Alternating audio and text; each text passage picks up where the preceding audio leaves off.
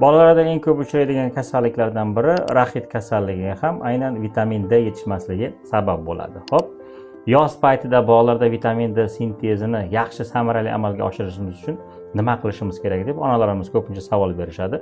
Biz bilamizki, ilmiy isbotlangan oyna ultrabinafsha nurlarni o'tkazmaganligi uchun oyna, ya'ni uyning ichida quyoshga qancha bolani qo'yib qo'ysak ham afsuski uning terisida vitamin D sintezlanmaydi. Biz bolada vitamin D ni sintezlanishi uchun eng samarali usul quyosh vannasidan foydalanishimiz kerak. Quyosh vannasini qanday amalga oshiramiz? Buning uchun bir tog'oraki kengroq idishga suv to'ldiramiz va uni 10 dan 15 minutgacha bo'lgan holatda quyoshda qizdiramiz yoki shu paytda iligan suvga bolani solib qo'ysak, bu quyosh vannasi hisoblanadi va bu D vitamin sintezini 50-60% ga oshirib beradi. Bu tabiiy vitamin D sintezi hisoblanadi.